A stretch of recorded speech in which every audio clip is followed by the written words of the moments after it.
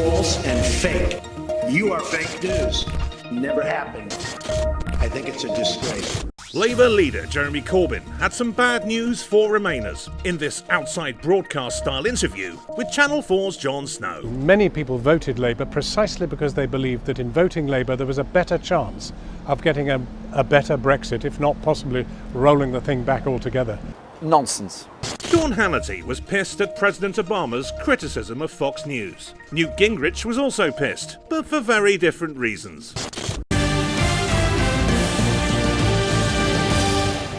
There is some truth in what he's saying in this regard.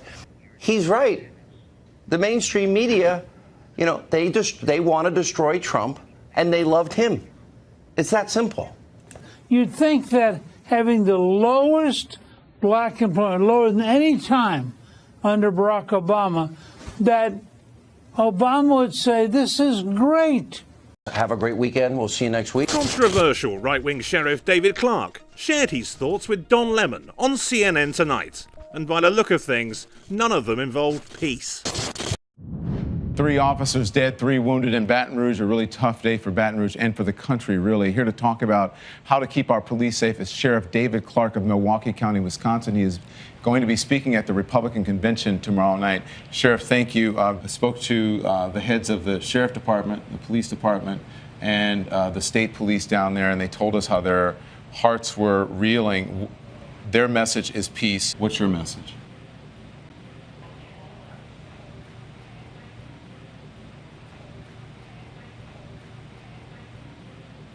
Want to have a conversation? I am more than willing to welcome a conversation with you. Go on. And we'll be right back.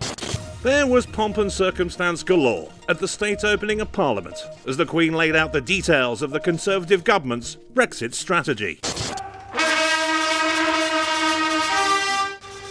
In this procession through the Royal Gallery for the state opening of Parliament 2017, in a different kind of ceremony to the ones we've seen in the past, and into the Grand Chamber of the House of Lords.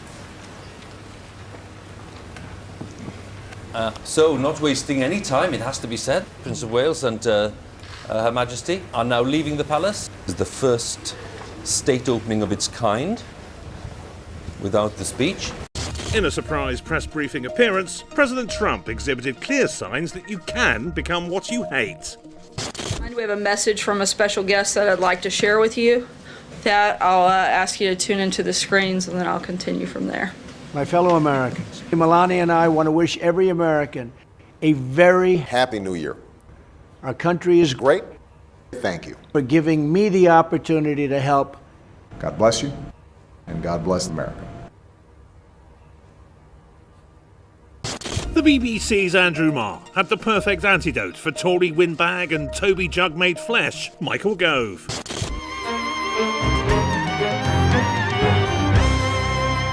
Michael Gove, welcome to you.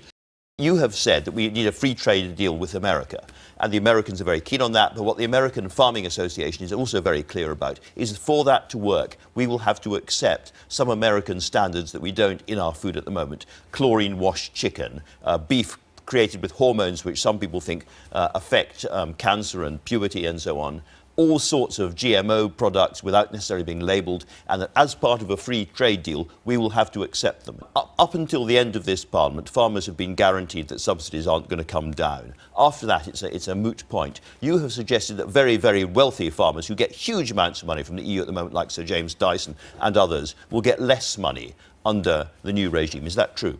Yes. Michael Gove, thank you very much indeed for talking to us.